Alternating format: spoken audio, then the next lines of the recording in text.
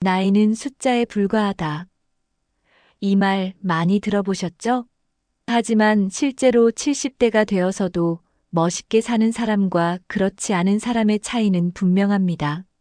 어떤 사람은 활기차고 당당하게 살지만 또 어떤 사람은 위축되고 초라한 삶을 살기도 하죠.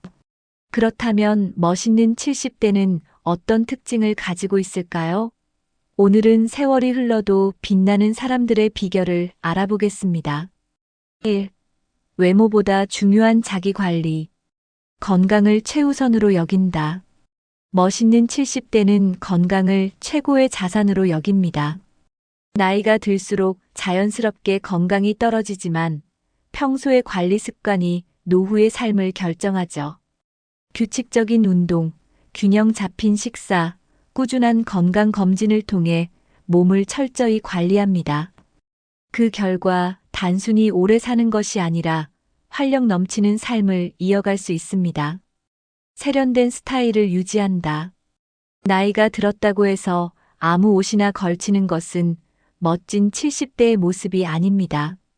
깔끔한 헤어스타일, 세련된 옷차림, 상황에 맞는 액세서리를 통해 본인만의 스타일을 유지하죠. 화려한 명품이 아니라도 자신에게 어울리는 옷을 잘 입는 것만으로도 충분히 멋스러워 보입니다. 외적인 관리가 곧 자신감으로 이어진다는 사실을 이들은 잘 알고 있습니다. 나이에 맞는 품격 있는 태도를 가진다. 멋있는 70대는 외적인 모습뿐만 아니라 태도에서도 품격이 묻어납니다. 함부로 화를 내거나 고집스럽게 자신의 의견만 주장하지 않습니다. 젊은 세대와 소통할 때도 존중하는 자세를 보이며 상대방을 배려하는 말과 행동을 합니다. 이런 태도는 자연스럽게 주변 사람들에게 신뢰와 존경을 얻게 만듭니다. 2. 끊임없이 배우고 성장하는 사람. 새로운 기술과 트렌드를 받아들인다. 멋있는 70대는 변화에 두려움을 느끼지 않습니다. 스마트폰, SNS, 온라인 쇼핑 등 새로운 기술이 나오면 배우려는 자세를 가지죠. 나는 나이가 많아서 몰라라고 말하는 대신 배우고 익히며 시대의 흐름을 따라갑니다. 이런 태도가 그들을 더욱 젊고 활기차게 만듭니다. 책, 여행, 취미로 지적 호기심을 채운다. 나이는 들었지만 지적 호기심은 여전히 살아있습니다. 책을 읽으며 새로운 지식을 쌓고 여행을 통해 세상을 경험하는 것을 즐기죠. 또한 그림, 악기, 스포츠 등 새로운 취미를 꾸준히 도전하며 삶의 활력을 찾습니다. 이런 노력들이 그들을 더욱 젊고 생기 있게 만듭니다. 젊은 세대와 소통하며 시대를 읽는다. 멋있는 70대는 젊은 세대와의 대화를 두려워하지 않습니다. 손주들과 함께 게임을 하거나 최신 유행을 배우며 세대 차이를 좁히려 노력하죠. 이렇게 젊은 사람들과 소통하다 보면 사고방식도 유연해지고 시대의 흐름을 자연스럽게 받아들이게 됩니다. 결국 세월이 흘러도 촌스럽지 않은 70대가 되는 비결이 됩니다. 3. 인간관계를 현명하게 관리하는 사람. 불필요한 인간관계에서 자유롭다. 멋있는 70대는 굳이 필요 없는 관계에 얽매이지 않습니다. 마음이 불편한 사람과 억지로 어울리지 않고 불필요한 모임에도 끌려다니지 않죠. 오히려 자신에게 긍정적인 영향을 주는 사람들과만 어울리며 정신적인 평온을 유지합니다. 이렇게 현명한 인간관계 정리가 노후의 삶을 더욱 여유롭고 행복하게 만듭니다. 긍정적인 에너지를 주는 사람과 어울린다. 주변 사람들의 에너지는 나의 삶에도 영향을 미칩니다. 멋있는 70대는 부정적인 사람보다는 긍정적인 마인드를 가진 사람들과 함께하려고 합니다. 밝고 활기찬 사람들과 어울리다 보면 자연스럽게 자신도 젊고 긍정적인 에너지를 얻게 되죠. 나이가 들어도 즐겁게 살고 싶은 사람이라면 긍정적인 인간관계를 유지하는 것이 필수입니다. 존중받는 태도와 대화를 실천한다. 나이가 들었다고 해서 권위적으로 말하거나 자기 고집만 부리는 사람은 멋지지 않습니다. 오히려 상대방을 존중하고 경청하며 대화하는 사람이 진정으로 품격 있는 70대죠. 젊은 사람들과의 대화에서도 꼰대처럼 행동하는 것이 아니라 서로 배울 점이 있다고 생각하며 대화합니다. 이런 태도가 결국 주변 사람들로부터 존경을 받는 비결입니다. 4. 경제적, 정신적으로 독립적인 사람. 돈에 끌려다니지 않고 여유를 즐긴다. 멋있는 70대는 돈 때문에 불안해하지 않습니다. 은퇴 후에도 재정 계획을 세우고 적절한 소비 습관을 유지하며 경제적 안정을 유지하죠.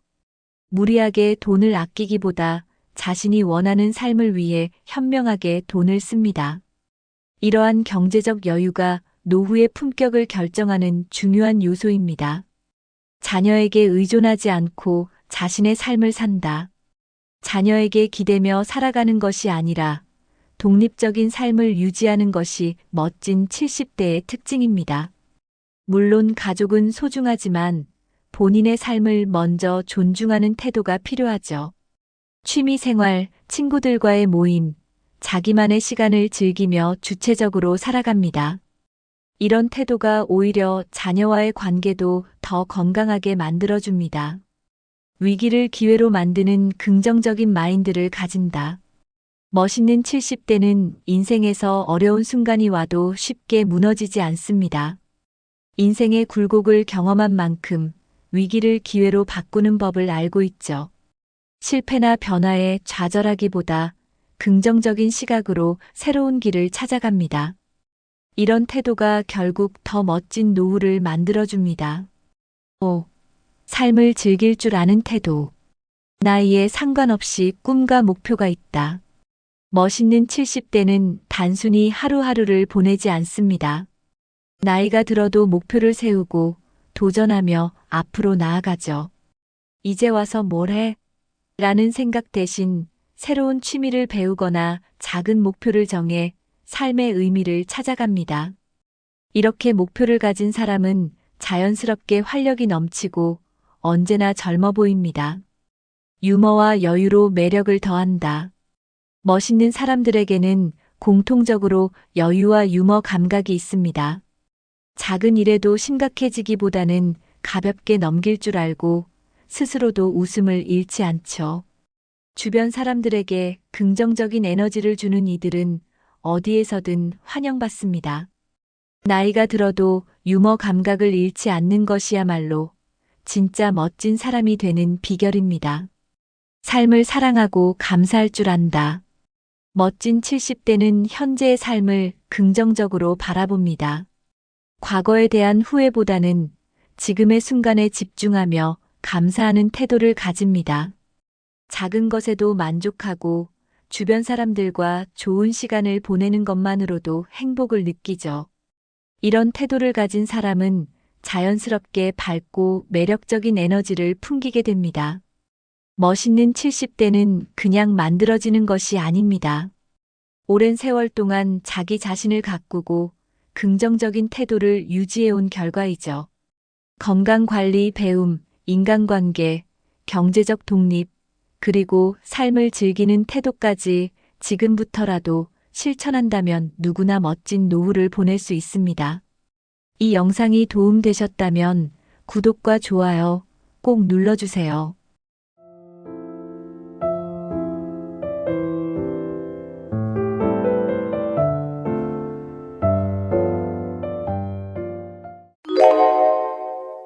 여러분, 하루 종일 방 안에서만 지내는 날이 많아지셨나요?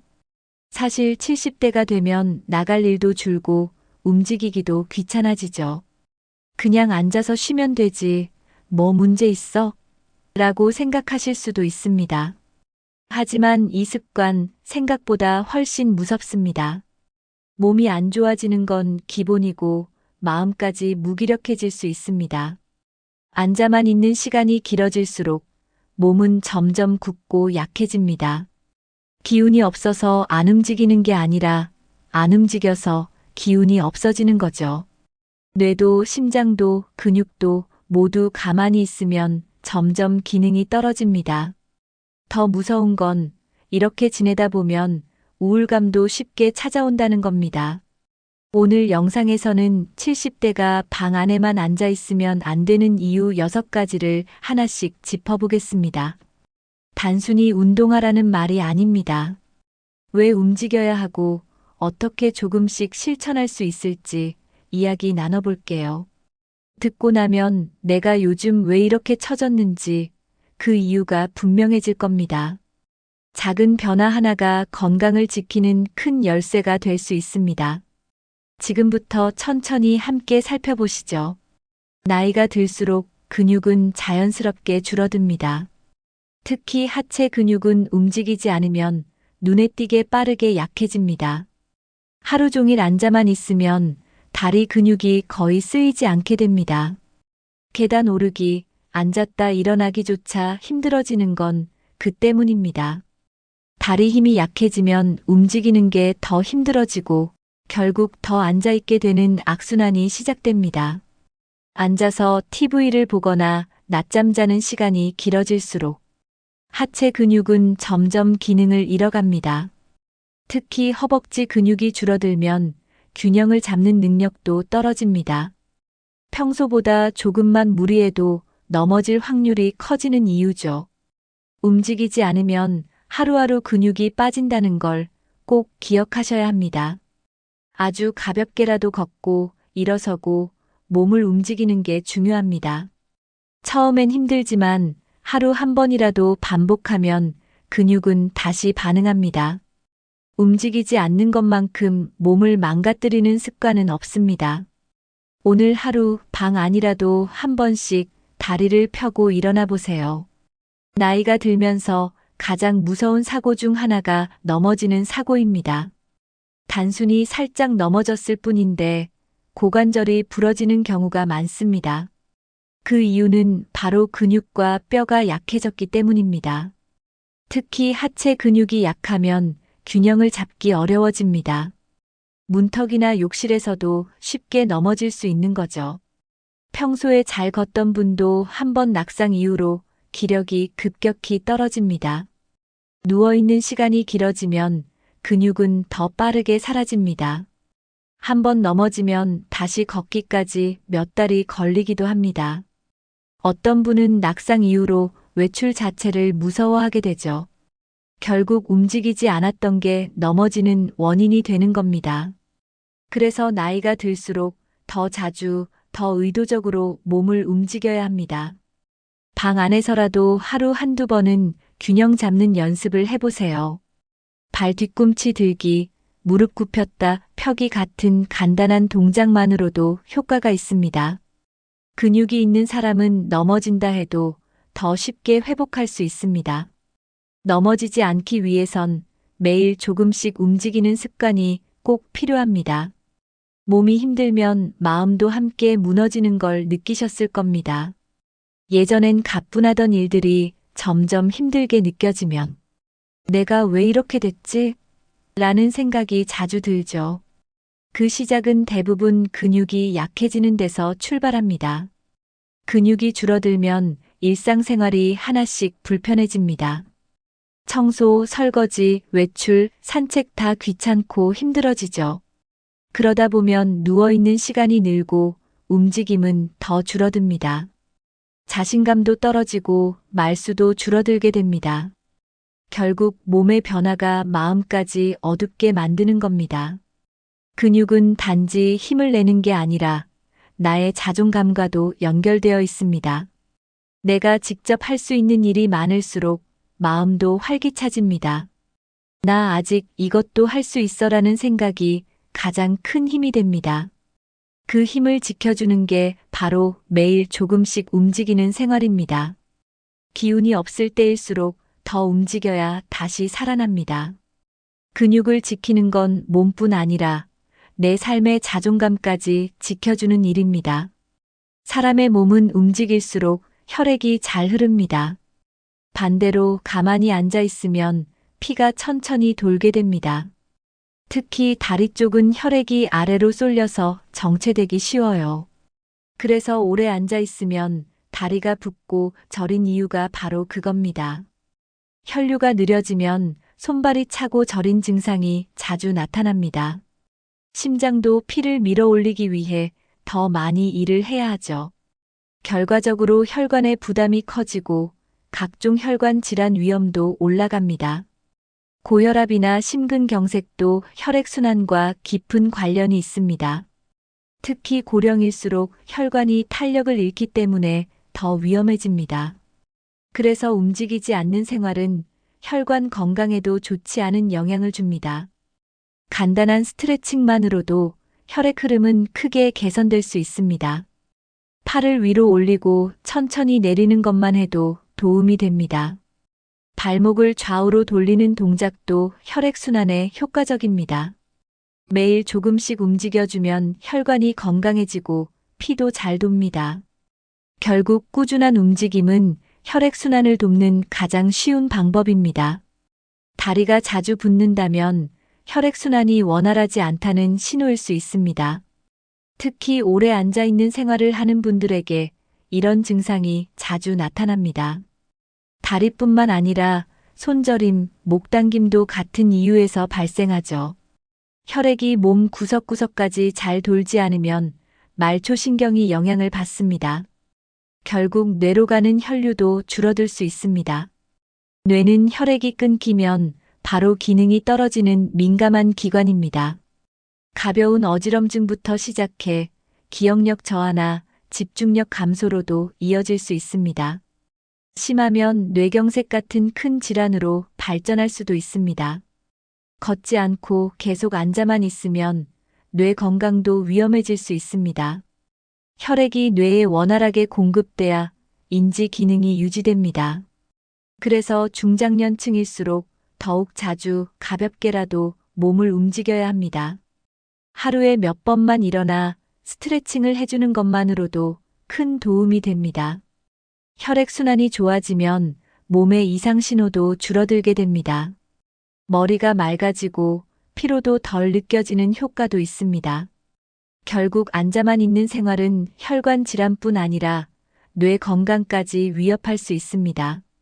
많은 분들이 운동은 너무 힘들다고 말씀하십니다.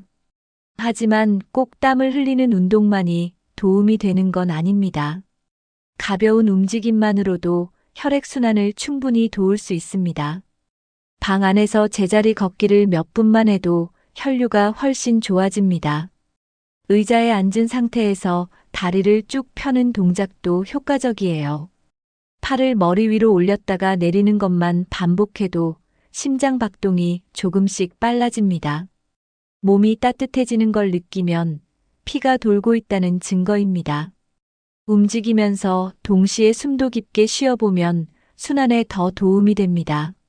하루 종일 한 번도 안 일어나는 것보다 일시간에 한 번씩만 일어나 움직여도 훨씬 좋습니다. 움직이는 게 버겁다면 누운 채 발목 돌리기나 손 흔들기도 괜찮습니다. 작은 움직임이라도 반복되면 건강에 큰 도움이 됩니다.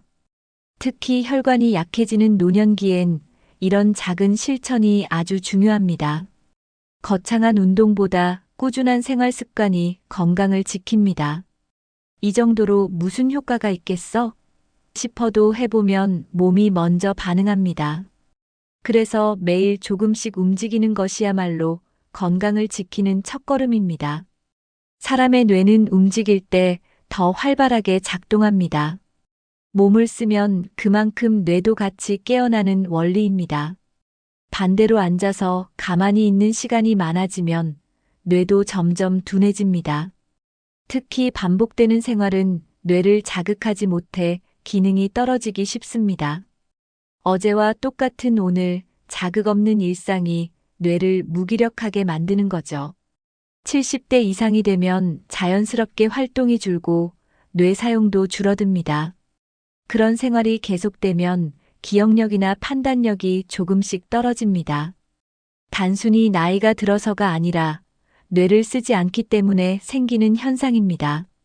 걷기나 스트레칭 같은 가벼운 운동도 뇌에 큰 자극이 됩니다. 몸이 깨어나면 뇌도 같이 활기를 찾게 되죠. 활동량이 늘면 말도 많아지고 생각도 더 또렷해집니다. 책을 읽거나 숫자를 세면서 걷는 것도 뇌에 좋은 자극이 됩니다. 매일 10분만이라도 몸을 움직이면 뇌는 그 자극을 기억합니다. 그렇게 쌓인 자극이 뇌 건강을 지켜주는 힘이 됩니다. 뇌는 쓸수록 좋아지는 장기입니다. 가만히 두면 빨리 무뎌집니다. 뇌는 끊임없이 새로운 정보를 받아들일 때 활발히 작동합니다. 하지만 집 안에만 있고 사람을 만나지 않으면 자극이 줄어들게 되죠. 결국 기억을 저장하거나 꺼내 쓸 기회도 줄어듭니다. 그게 반복되면 뇌 기능이 점점 느려지고 기억력도 약해집니다. 특히 하루 대부분을 혼자 조용히 보내는 생활은 위험합니다. 말할 기회가 없으면 단어가 잘 안 떠오르고 표현도 줄어들게 됩니다. 뇌도 근육처럼 쓰지 않으면 약해집니다. 그래서 가만히 있는 생활은 치매 위험을 높이는 중요한 요인입니다. 실제로 전문가들도 활동량이 많을수록 치매 발병률이 낮다고 말합니다. 새로운 길을 걷거나 새로운 사람을 만나는 것만으로도 뇌는 자극을 받습니다. 간단한 대화, 짧은 외출, 새로운 음식도 뇌에겐 새로운 경험입니다. 똑같은 집, 똑같은 TV, 똑같은 루틴은 뇌를 게으르게 만듭니다. 방 안에만 있으면 그 자극이 끊기게 되죠. 그래서 치매를 예방하고 싶다면 몸부터 움직여야 합니다. 뇌는 밖에서 새로운 자극을 받아야 건강하게 오래 작동합니다. 몸과 뇌는 따로 움직이지 않습니다. 몸을 움직이면 뇌도 함께 자극을 받아 깨어납니다. 예를 들어 아침에 일어나 기지개를 켜는 것만으로도 뇌는 하루가 시작됐다고 인식합니다. 그 신호 하나로 뇌는 집중력과 사고력을 올리기 시작합니다. 반대로 하루 종일 누워 있거나 앉아만 있으면 뇌도 덜 깨어납니다. 그래서 무기력하고 멍한 상태가 계속되는 거죠. 산책이나 가벼운 계단 오르기도 뇌에 활력을 줍니다. 실제로 운동을 하면 뇌에 좋은 물질들이 생성된다고 알려져 있습니다. 이 물질들이 기억력 향상과 감정 안정에 도움이 된다고 합니다. 몸을 움직이면 기분도 나아지고 생각도 정리되는 이유가 여기 있습니다. 일상 속에서 반복적인 움직임을 주는 것만으로도 충분한 자극이 됩니다. 특별한 운동이 아니어도 괜찮습니다. 몸이 움직이면 뇌도 함께 밝아집니다. 뇌는 몸을 통해 깨어나는 기관이라는 걸 꼭 기억해 주세요. 그러니 오늘부터라도 잠깐씩이라도 몸을 일으켜보는 걸 시작해 보세요. 매일 똑같은 장소에만 있다 보면 생각도 점점 좁아집니다. 아침에 눈을 떠도 새로운 일이 없고 창밖 풍경도 늘 똑같죠. 이런 반복은 사람의 감정을 점점 지치게 만듭니다. 특별히 나쁜 일이 없어도 마음이 무거워지는 이유입니다. 공간이 바뀌지 않으면 생각도 바뀌기 어렵습니다. 그래서 자꾸 부정적인 생각만 떠오르고 기분도 가라앉습니다. 같은 공간에 오래 머물면 감정의 숨통도 막히는 느낌이 듭니다. 특히 말할 사람도 없고 해야 할 일도 없을 때 이 느낌은 더 커지죠. 스스로도 이유 없이 우울하고 무기력해질 때가 있습니다. 그게 바로 반복되는 고립된 생활이 만드는 감정입니다. 집은 편안한 공간이지만 오래 머물면 감정이 갇힐 수 있습니다. 잠깐이라도 바깥 공기를 마시면 기분이 달라집니다. 햇빛을 보고 바람을 맞고 주변을 둘러보는 것만으로도 마음이 환기됩니다. 환경을 바꾸는 건 감정을 환기시키는 가장 쉬운 방법입니다. 그래서 같은 공간에만 있지 말고 하루에 한 번은 바깥으로 나가보는 게 중요합니다. 말은 단순한 의사소통이 아니라 감정의 출구입니다.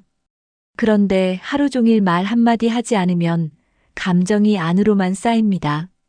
그렇게 쌓인 감정은 점점 무거워지고 표현할 길을 잃게 되죠. 사람을 만나야 웃기도 하고 공감도 하며 기분이 풀립니다. 하지만 방 안에만 있으면 만남 자체가 줄어들게 됩니다. 그러면 자연스럽게 말수도 줄고 표정도 굳어지게 되죠. 오랜 시간 혼자 있다 보면 웃는 법도 잊게 되는 경우가 있습니다. 감정 표현은 써야 살아나고 써야 익숙해집니다. 말하지 않으면 마음도 딱딱해지고 외로움이 더 짙어집니다. 특히 노년에는 외로움이 건강에도 직접적인 영향을 줄 수 있습니다. 우울감은 식욕 저하, 면역력 저하로도 이어질 수 있죠. 그래서 사람을 만나는 건 단순한 취미가 아니라 건강 관리입니다. 전화 한 통, 마트에서의 짧은 대화, 산책길의 인사도 감정을 풀어주는 역할을 합니다. 말 한마디 나누는 것만으로도 큰 위안이 되기 때문에 의도적으로라도 사람을 만날 기회를 만드는 게 필요합니다. 나가서 햇빛을 쬐는 것만으로도 기분이 한결 나아집니다. 햇살은 뇌에 긍정적인 신호를 보내주는 중요한 자극입니다. 실제로 햇빛을 많이 받으면 우울감을 낮춰주는 호르몬이 나온다고 알려져 있습니다.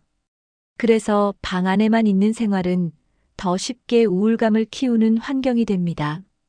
햇빛뿐 아니라 사람과의 대화도 기분을 환기시켜줍니다. 진지한 대화가 아니어도 간단한 안부 인사만으로도 마음이 가볍습니다. 그리고 가볍게 걷는 것 자체가 기분 전환에 큰 도움이 됩니다. 몸을 움직이면 숨이 트이고 생각도 정리되기 시작하죠. 혼자라도 괜찮습니다. 잠깐이라도 바깥에 나가는 게 핵심입니다. 걷고, 보고, 들으며 느끼는 감각들이 마음을 살살 풀어줍니다. 우울감은 가만히 있으면 더 커지고 움직이면 조금씩 작아집니다. 산책길의 꽃, 지나가는 사람들, 바람소리 하나하나가 위로가 될 수 있습니다. 그렇게 쌓인 감정이 가라앉고 기분이 서서히 바뀌는 걸 느낄 수 있어요. 그래서 햇빛, 대화, 걸음은 약처럼 매일 복용하는 감정 비타민입니다. 오늘 하루도 그 세 가지를 챙기셨는지 스스로에게 물어보세요. 몸을 움직이지 않으면 에너지 소비가 적어집니다. 에너지가 덜 쓰이니 당연히 배고픔도 줄어들게 됩니다. 요즘은 별로 배가 안 고파라는 말 많은 어르신들이 하시죠.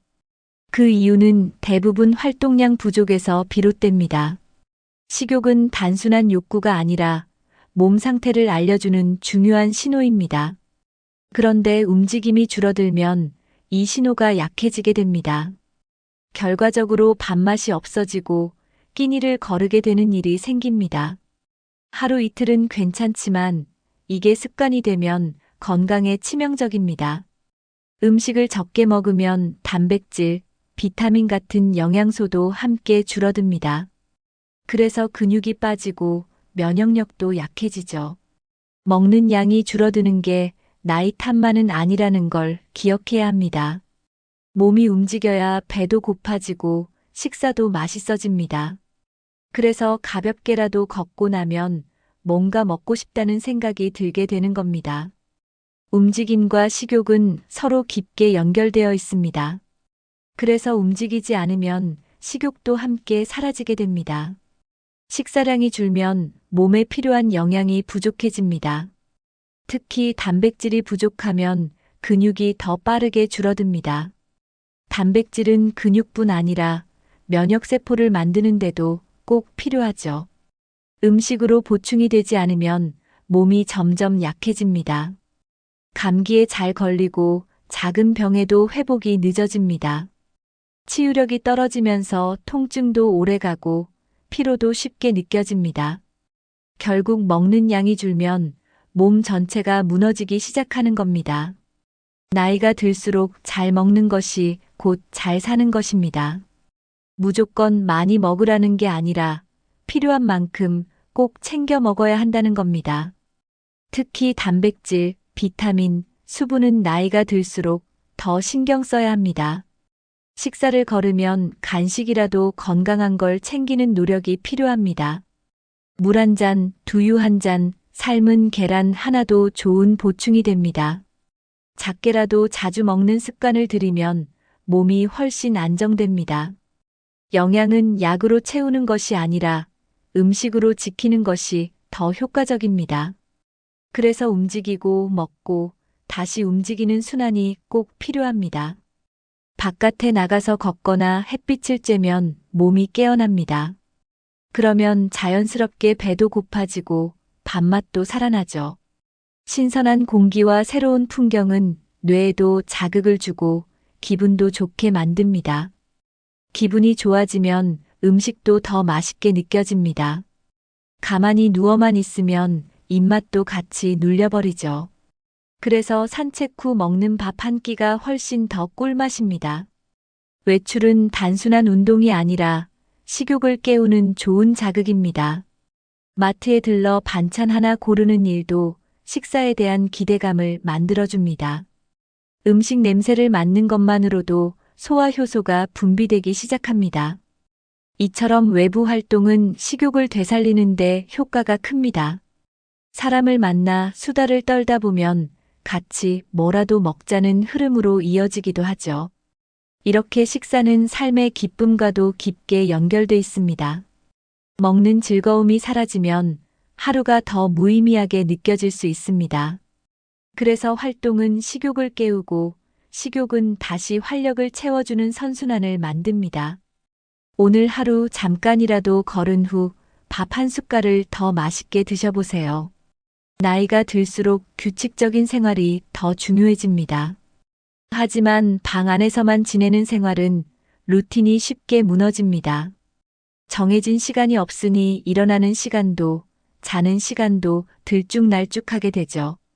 그렇게 되면 시간 감각이 흐려지고 하루가 길고 지루하게 느껴집니다. 무엇을 해야 할지, 언제 밥을 먹어야 할지도 애매해지기 시작합니다. 하루가 반복되면서 오늘이 무슨 요일인지조차 헷갈릴 때도 있습니다. 이런 생활이 계속되면 몸의 생체시계도 흐트러집니다. 생체시계가 무너지면 피로감은 더 커지고 활력은 떨어집니다. 그러면 몸이 무겁고 아무것도 하기 싫어지죠. 결국 더 누워있게 되고 다시 무기력한 하루가 이어집니다.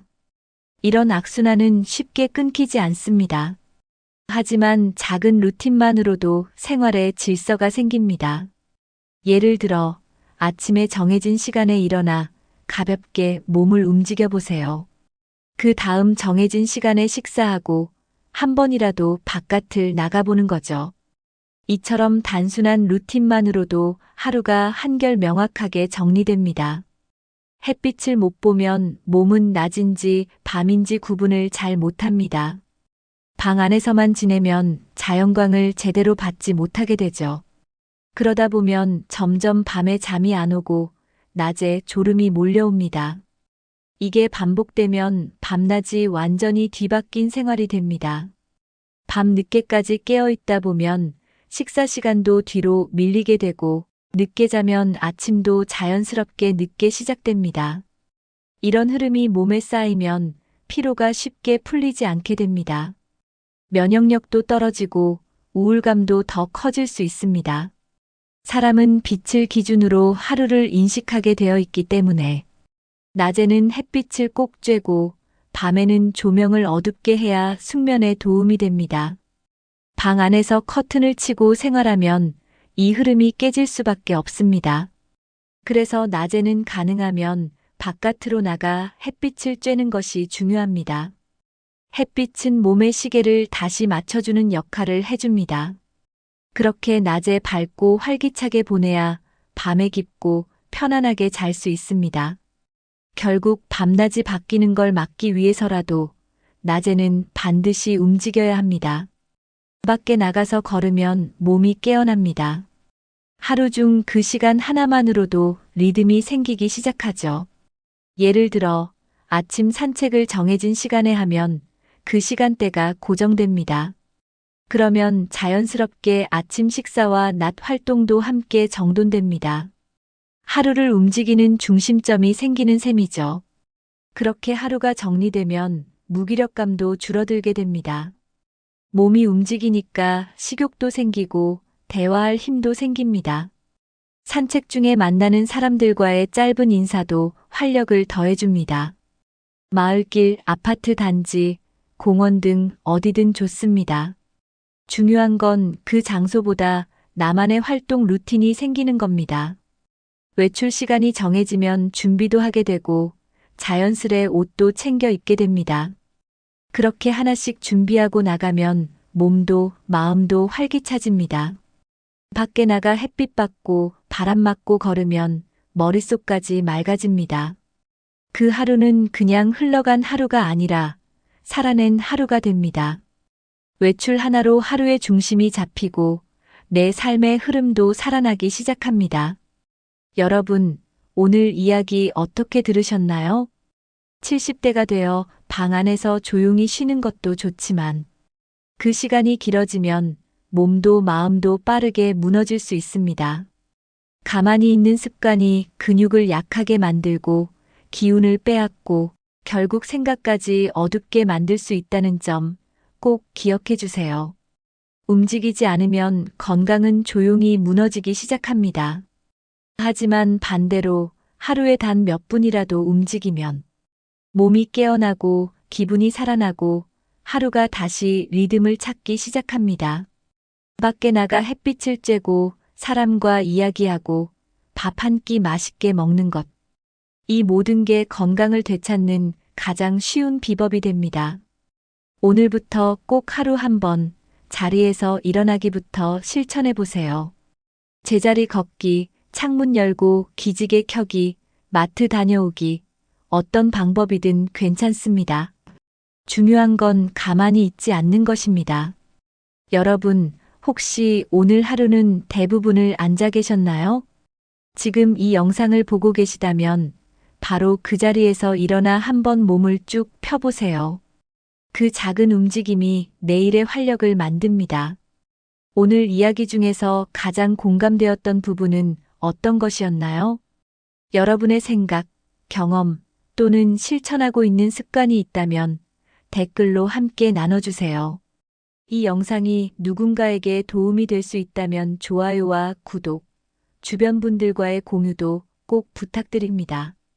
오늘도 건강하고 따뜻한 하루 보내시고 다음 영상에서 또 뵙겠습니다. 함께 해주셔서 감사합니다.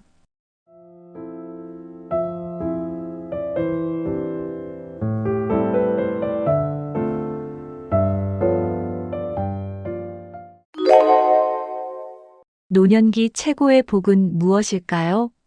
나이 들면 사람들이 가장 많이 하는 말이 있습니다. 그래도 건강해야 복이지. 혹은 자식 잘 되면 그게 복이지. 이런 말도 많이 들리죠. 맞는 말입니다. 다 귀한 복이죠. 그런데 진짜 노년의 복, 그건 살아본 사람만 압니다. 겉으로 보기에 부러운 인생도 속을 들여다보면 꼭 그렇지만은 않거든요. 자식 잘 돼도 외롭고 돈 많아도 허전하고 건강해도 허무한 분들도 있습니다. 그래서 오늘은 물어보려 합니다. 노년기, 진짜 복은 무엇일까요? 그 답을 찾기 위해 수많은 어르신들의 이야기를 들어봤습니다. 공통적으로 나오는 몇 가지가 있었고 고개를 끄덕이게 만드는 것들이었어요. 지금부터 그 6가지 하나하나 함께 나눠보겠습니다. 이 중 단 하나만 갖고 있어도 인생이 훨씬 따뜻해질 수 있습니다. 마음 편히 듣고 천천히 생각해 보셔도 좋습니다. 진짜 복은 우리 가까운 곳에 있을지도 모릅니다. 나이가 들면 병원은 자주 가게 됩니다. 그런데 병원에 너무 익숙해지면 삶이 병원 중심으로 흘러가기도 하죠. 큰 병 없이 지낼 수 있다면 그게 가장 큰 복입니다. 물론 완전히 병원을 안 가는 건 어렵습니다. 하지만 덜 가도 되는 몸을 유지하는 것, 그게 진짜 복입니다. 아프지 않은 하루, 그냥 평범하게 지내는 하루가 얼마나 소중한지 우리는 압니다. 무릎이 아프지 않고 소화도 잘 되고 밤에 잠도 푹 잘 수 있다면 그 자체가 선물입니다. 병원비 걱정 안 하고 시간 맞춰 약 챙기지 않아도 되는 살. 그게 바로 많은 분들이 말하는 살기 편한 몸입니다. 자식 잘 된 것도 좋지만 내 몸이 괜찮은 게 훨씬 현실적인 복입니다. 건강해야 하고 싶은 것도 하고 사람도 만날 수 있잖아요. 걷는 게 어렵고 식사가 불편해지면 세상이 참 좁아집니다. 지금 내가 직접 밥 먹고 걸을 수 있다면 그건 절대 당연한 게 아닙니다. 몸이 나빠지면 느껴지죠. 건강은 있을 때가 진짜 복이라는 걸. 병원 덜 가는 몸, 그게 노년기의 첫 번째 복입니다. 이 나이에 무슨 운동이야, 이런 말 많이들 하시죠. 그런데 바로 그 나이여서 운동이 더 필요합니다. 거창한 운동 말고 하루 10분만 걸어도 몸이 달라집니다. 아침에 햇살 받으면서 천천히 걷기만 해도 기분이 좋아져요. 혈액순환도 되고 소화도 잘 되고 무릎도 덜 아프다고들 하시죠. 특히 계단 대신 평지 위주로 걸으면 관절에도 부담이 없습니다. 의자에 앉아 발 들기, 벽 짚고 다리 들어 올리기 같은 동작도 충분한 운동입니다. 운동은 젊은 사람만 하는 게 아니라 나이 들수록 더 꼭 해야 하는 거예요. 근육이 줄어드는 걸 막아주고 넘어짐도 덜하게 해줍니다. 기운이 없어도 조금씩 움직이다 보면 어느 순간 체력이 올라온 걸 느끼실 거예요. 매일 같은 시간에 같은 장소에서 반복하면 습관처럼 자리 잡습니다. 친구와 같이 산책하거나 시장 가는 길도 운동이라 생각해 보세요. 운동은 따로 하는 게 아니라 생활 안에서 자연스럽게 실천하면 됩니다. 하루 10분이지만 1년 쌓이면 몸도 마음도 확실히 달라집니다. 그래서 노년의 복, 운동하는 몸에서 시작된다고 말할 수 있어요. 건강이 좋다는 건 꼭 몸이 완벽하다는 뜻은 아닙니다. 스스로 밥 먹고 씻고 옷 입을 수 있는 것. 그게 자립입니다. 누군가의 도움 없이 내 힘으로 할 수 있는 일이 많을수록 삶이 편해집니다. 자립이 가능하면 스스로에 대한 자신감도 생기고 자존감도 지켜집니다. 반대로 누군가에게 의존해야 하는 일이 많아지면 마음이 불편해지죠. 이거 좀 도와줘 말하는 게 미안해지고 점점 소극적이 됩니다. 그래서 노년기에는 건강 그 자체보다 자립이 가능한지가 더 중요합니다. 자립은 신체적인 것뿐 아니라 정신적인 부분까지 포함됩니다. 내가 내 하루를 스스로 계획하고 행동할 수 있다는 게 큰 힘입니다. 거동이 불편해도 손으로 할 수 있는 일이 있고 말로 나눌 수 있는 것도 많습니다. 몸을 챙긴다는 건 곧 마음도 함께 챙기는 일입니다. 자립이 가능하면 삶의 만족감도 더 높아집니다. 돈이나 자식보다도 내 손발이 잘 움직이는 게 얼마나 든든한지 모릅니다. 그래서 노년기 최고의 복은 바로 내가 나를 돌볼 수 있는 몸입니다. 자립 가능한 건강, 그게 마음의 여유를 만들어줍니다. 자식이 아무리 잘해줘도 매일 옆에 있어주긴 어렵습니다. 바쁘게 사는 자식들에게 모든 기대를 걸긴 힘들죠. 그런 의미에서 가까이 사는 이웃은 때론 자식보다 더 큰 위로가 됩니다. 매일 마주치며 안부를 나누는 사람, 그게 곁에 있는 복이죠. 오늘은 날씨가 좋네요. 어젯밤에 비 많이 왔어요. 이런 짧은 인사 한마디가 마음을 녹입니다. 정 많고 넉넉한 이웃 하나 있으면 외로움이 훨씬 덜하다는 어르신도 많습니다. 혼자 사는 집에서 문 열면 바로 말할 수 있는 사람이 있다는 것. 그게 어떤 때는 가족보다 더 따뜻하게 느껴지기도 합니다. 자식은 마음으로 가깝고 이웃은 삶으로 가깝다고들 하죠. 곁에 말 한마디 건넬 수 있는 이웃이 있다는 건 분명한 복입니다. 대단한 관계가 아니어도 좋습니다. 그냥 인사 나눌 수 있는 사이면 충분하죠. 함께 밥을 먹지 않아도 대화 한마디면 마음이 놓이는 사람이 있습니다. 하루에 한 번이라도 누군가와 눈을 마주칠 수 있다는 건 아주 큰 위안입니다. 나이 들수록 사람보다 마음이 그립고 말 한마디가 더 소중해집니다. 그래서 노년기 복 중 하나는 곁에 말을 건넬 이웃이 있는 것입니다. 나이가 들면 친구가 더 중요해진다는 말을 많이들 하죠. 어릴 때는 함께 뛰어놀고 젊을 때는 고민을 나누던 사이. 그런 친구가 나이 들어서까지 곁에 있다는 건 정말 큰 복입니다. 하루에 한 번 전화하는 친구, 가끔 만나 차 한 잔 마시는 친구. 그 존재 하나만으로도 외로움이 줄어듭니다. 말이 잘 통하고 눈빛만 봐도 마음을 읽는 친구가 있다는 건 축복이죠. 자식에게는 말 못할 이야기도 친구에겐 솔직하게 털어놓을 수 있습니다. 함께 웃고 함께 걱정하고 때론 함께 눈물 흘리는 사이. 그런 친구 하나만 있어도 세상에 덜 외로워집니다.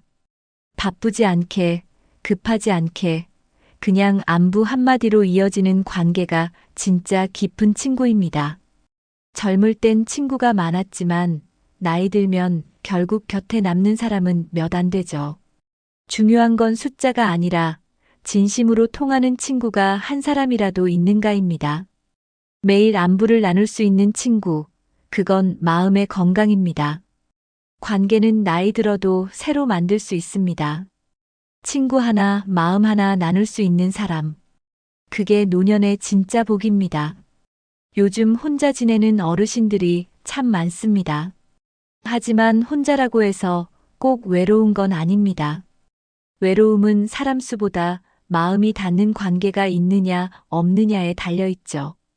혼자 사는 집에서도 사람과 연결돼 있으면 외롭지 않습니다. 이웃과 한마디, 친구와 안부 전화, 동네 산책길의 인사. 이런 작고 사소한 연결이 삶을 따뜻하게 만들어줍니다. 요즘은 전화도 문자도 영상통화도 어렵지 않게 할 수 있습니다. 기술이 발전한 만큼 혼자 살아도 연결되는 방법은 많습니다. 소모임이나 동네 프로그램도 잘 찾아보면 은근히 많죠. 누군가와 마음 나눌 수 있는 연결고리 하나만 있어도 세상이 넓어집니다. 나를 반겨주는 얼굴 하나, 기다려주는 전화 한 통이 삶의 힘이 됩니다. 혼자 사는 건 괜찮습니다. 하지만 마음까지 혼자 두진 마세요. 혼자여도 소통하는 사람이 있다면 외롭지 않습니다. 나이가 들어도 누구든 관계 맺고 대화할 수 있는 능력이 있습니다. 그래서 마음을 나눌 수 있는 누군가가 곁에 있다면 그것만으로도 큰 복입니다. 돈이 다는 아니지만 없으면 마음이 불편해집니다. 나이 들수록 큰 돈보다 작은 돈이 더 소중하게 느껴지죠. 병원 갈 때, 약 살 때, 간단한 생필품 살 때 꼭 필요합니다. 자식에게 손 벌리지 않고 쓸 수 있는 돈, 그게 진짜 여유입니다. 돈이 많다고 꼭 행복한 것도 아니고 적다고 무조건 불행한 것도 아닙니다. 중요한 건 필요할 때 쓸 수 있는 돈이 있는가입니다. 그 돈이 있으면 마음이 든든해지고 행동도 자유로워집니다. 친구와 밥 한 끼, 손주 용돈 한 장. 그게 삶의 기쁨이기도 합니다. 많지 않아도 내 생활을 지킬 수 있다면 충분합니다. 자식에게 부담 주지 않고 내 삶을 내 손으로 운영할 수 있다는 만족감.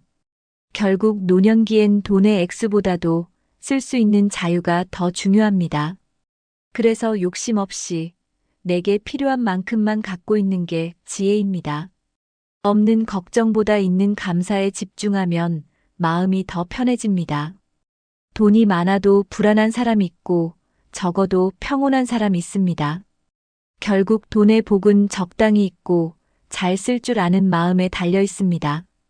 커다란 소비보다 일상 속 작은 소비가 주는 행복이 더 오래갑니다. 시장에서 과일 하나 사 먹는 기쁨, 커피 한 잔 사서 산책하는 여유. 이런 사소한 소비들이 삶의 생기를 불어넣습니다. 누군가에게는 별거 아닐 수 있지만 나에겐 하루의 행복이 됩니다. 옷 하나, 모자 하나 새로 사 입는 것만으로도 기분이 달라지죠. 소비는 내 기분을 바꾸고 내 삶의 의미를 더해줍니다. 꼭 필요한 곳에 내가 원해서 쓰는 돈이 가장 기분 좋습니다. 손주에게 작은 간식 하나 사주는 것만으로도 뿌듯하잖아요. 큰 돈 없이도 웃을 수 있는 방법은 많습니다. 중요한 건 내가 나를 위해 쓰는 마음입니다. 누군가를 위해서가 아니라 나를 위한 소비도 필요합니다. 매일 똑같은 하루지만 작은 소비 하나로 새로운 하루가 됩니다. 아끼는 것도 좋지만 때로는 써야 할 때 제대로 쓰는 게 더 현명하죠. 그런 지출이 쌓이면 삶의 질도 조금씩 높아집니다. 작게 쓰지만 크게 행복한 소비, 노년기엔 그게 진짜 복입니다. 돈을 가진 사람은 많지만 돈을 잘 쓰는 사람은 생각보다 적습니다. 나이 들어도 여전히 돈을 쌓아두기만 하는 분들도 계시죠. 하지만 돈은 모으는 것보다 잘 쓰는 것이 더 중요해집니다. 내가 나를 위해 쓸 수 있는 용기, 그게 진짜 복입니다. 자식에게 다 물려주고 정작 본인은 힘들게 사는 어르신들도 많습니다. 물론 자식 사랑은 귀하지만 내 삶도 존중받아야 하잖아요. 돈을 쓰는 건 나를 아끼는 마음의 표현이기도 합니다. 여행 한 번, 외식 한 끼, 좋아하는 물건 하나 사는 것. 그게 삶의 활력이 되고 마음의 여유가 됩니다. 쓸 줄 알아야 그 돈이 나를 살게 합니다. 아무리 많아도 쓰지 않으면 의미가 없죠. 돈은 남기기보다 남기지 않는 게 지혜일 수도 있습니다. 나를 위해 나답게 쓸 수 있을 때 그게 복이 됩니다. 돈의 진짜 가치는 얼마나 가졌는가가 아니라 어떻게 쓰는가입니다. 노년기, 돈을 쓸 줄 아는 사람은 마음까지 부자입니다. 나이가 들수록 잠이 얕아지고 자주 깨는 분들이 많습니다. 하지만 잠을 잘 자는 건 건강과 직결되는 중요한 복입니다. 푹 자고 일어나면 하루가 훨씬 가볍고 덜 피곤하죠. 반대로 잠을 설치면 기운도 없고 하루 내내 무기력해집니다. 숙면은 면역력과도 관계가 깊어서 감기나 통증도 줄여줍니다. 뼈와 근육이 회복되는 시간도 대부분 잠자는 동안입니다. 뇌도 잠자는 동안 정리되고 회복되기 때문에 기억력에도 영향을 줍니다. 잠을 제대로 못 자면 마음도 예민해지고 신경도 날카로워집니다. 그래서 노년기에는 숙면을 위한 생활 습관이 더 중요합니다. 너무 늦게 자거나 TV를 켜놓고 자는 건 피하는 게 좋습니다. 카페인이나 늦은 저녁 식사도 숙면을 방해하는 요소입니다. 일정한 시간에 자고 일어나는 리듬을 만드는 것이 핵심입니다. 편안한 침구, 조용한 환경도 숙면에 도움이 됩니다. 잘 자는 노인은 덜 아프고 덜 예민하며 더 활기차게 살아갑니다. 그래서 편안히 잠드는 밤은 노년기에 아주 소중한 복입니다. 새벽에 자주 깨는 분들 정말 많습니다. 잠이 들었다가 한두 시간 후에 깨면 다시 잠들기도 어렵죠. 원인은 다양하지만 나이 들수록 수면 호르몬 분비가 줄어드는 것도 한몫합니다. 또 낮에 활동이 부족하거나 낮잠을 오래 자면 밤잠이 얕아집니다. 화장실 가는 것도 주요 원인 중 하나입니다. 자기 전 물 마시는 양을 줄이면 도움이 될 수 있습니다. 스마트폰이나 TV 화면의 밝은 불빛도 수면에 영향을 줍니다. 대신 책을 읽거나 조용한 음악을 듣는 것이 좋습니다. 스트레칭이나 간단한 명상도 잠들기 전에 큰 도움이 됩니다. 새벽에 깼을 때 억지로 다시 자려고 하기보다 잠시 편하게 쉬는 것도 방법입니다. 이때 조급해하지 않는 것이 중요합니다. 밤잠이 부족하면 낮에 햇빛을 쬐면서 가볍게 움직이는 게 좋습니다. 규칙적인 생활 리듬이 결국 수면 패턴을 안정시켜줍니다. 수면제보다는 자연스럽게 몸을 이완시키는 습관이 더 오래갑니다. 잠은 조절하는 것이 아니라 부드럽게 유도하는 것이라는 걸 기억해 주세요. 잠을 잘 자면 몸뿐 아니라 마음도 달라집니다. 밤새 뒤척이고 피곤하면 작은 일에도 예민해지죠. 반대로 푹 자고 일어나면 별일 없어도 기분이 좋아집니다. 그래서 편안한 잠자리는 몸뿐 아니라 마음의 안정에도 중요합니다. 침대나 요가 너무 딱딱하거나 푹 꺼지면 불편함이 생깁니다. 베개 높이도 내 목과 어깨에 맞는 게 좋습니다. 방 안 온도와 조명도 숙면에 큰 영향을 미칩니다. 너무 덥거나 추우면 잠이 들기 어렵고 자주 깹니다. 조명은 어둡고 따뜻한 톤이 안정감을 줍니다. 수면 전에 따뜻한 물로 발을 씻는 것도 몸을 편하게 해줍니다. 잠자리는 하루를 마무리하는 공간입니다. 그래서 가장 편하고 따뜻해야 마음도 놓을 수 있습니다. 잠을 잘 자는 사람은 삶의 만족도가 높다는 연구 결과도 있습니다. 건강한 잠이 쌓이면 삶 전체의 리듬도 바뀝니다. 그래서 노년기 복 중 하나는 편안한 잠자리라고 말할 수 있습니다. 일할 때는 바쁘게 살았고 퇴직 후에는 갑자기 시간이 많아집니다. 처음엔 좋지만 점점 허전해지고 공허해지죠. 이유는 단 하나, 쓸모라고 느낄 만한 자리가 사라지기 때문입니다. 아침에 일어나 오늘 뭐 하지? 라는 질문이 반복되면 마음이 무거워집니다. 누군가가 나를 필요로 하고 내가 할 일이 있다는 건 큰 위안이 됩니다. 그게 없으면 존재감이 점점 줄어드는 느낌이 들죠. 나 없이도 다 잘 굴러가네 싶은 마음이 들면 더 외로워집니다. 하지만 사소한 일이라도 내가 맡을 역할이 있다면 삶의 중심이 생깁니다.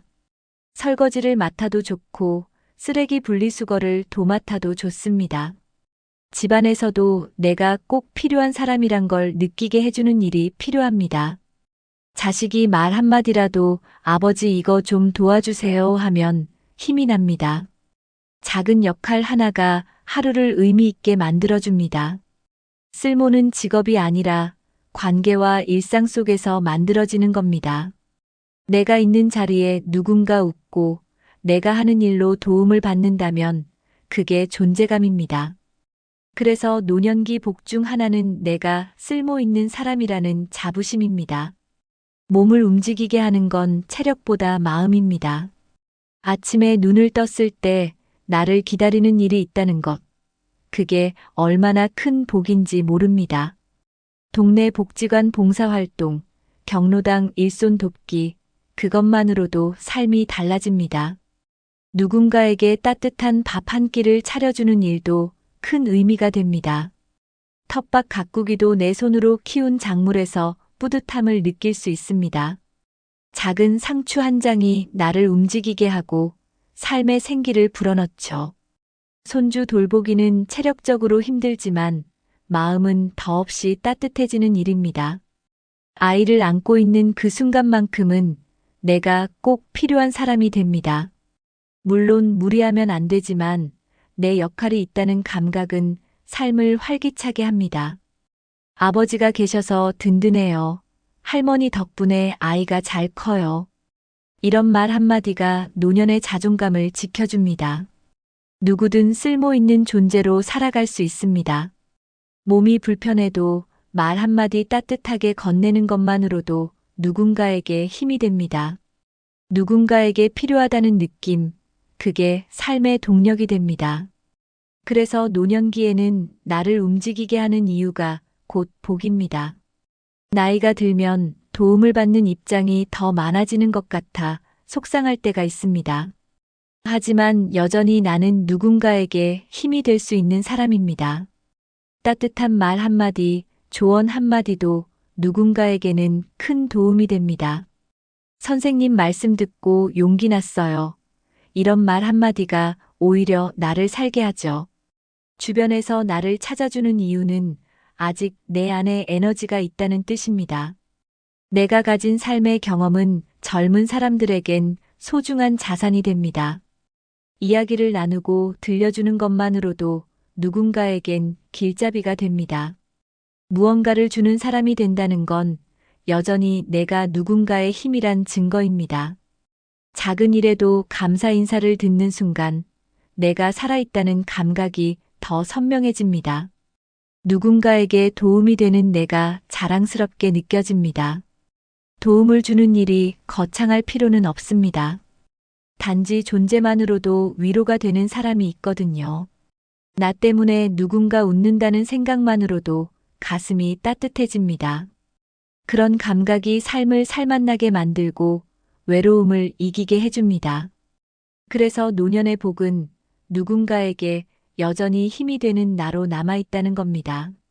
몸이 건강해도 마음이 불편하면 금방 지칩니다. 반대로 몸이 조금 불편해도 마음이 편하면 하루가 훨씬 가볍습니다. 실제로 많은 전문가들이 마음이 몸을 만든다고 말하죠. 마음이 편해야 밥도 맛있고 잠도 잘 오고 사람도 덜 미워집니다. 스트레스는 눈에 보이지 않지만 몸속에서 병을 만들기도 합니다. 그래서 노년기에는 무엇보다 마음 건강을 챙기는 것이 중요합니다. 마음이 가라앉아 있으면 움직이기도 싫고 말수도 줄어듭니다. 반대로 웃을 일이 생기고 마음이 편해지면 자연스럽게 몸도 따라 움직입니다. 화내지 않고 탓하지 않고 그냥 흘려보내는 마음이 복입니다. 사람 때문에 상처도 받고 걱정도 생기지만 그걸 오래 품지 않는 게 지혜입니다. 몸보다 더 빨리 무너지는 건 마음입니다. 하지만 마음도 스스로 돌보면 다시 힘을 되찾을 수 있습니다. 좋은 책을 읽고 좋은 음악을 듣고 따뜻한 말 한마디에 귀 기울이세요. 마음이 따뜻하면 사람도 따뜻하게 느껴집니다. 그래서 노년기 최고의 건강은 결국 편안한 마음에서 시작됩니다. 나이가 들수록 큰 기쁨보다 작은 감동이 더 소중해집니다.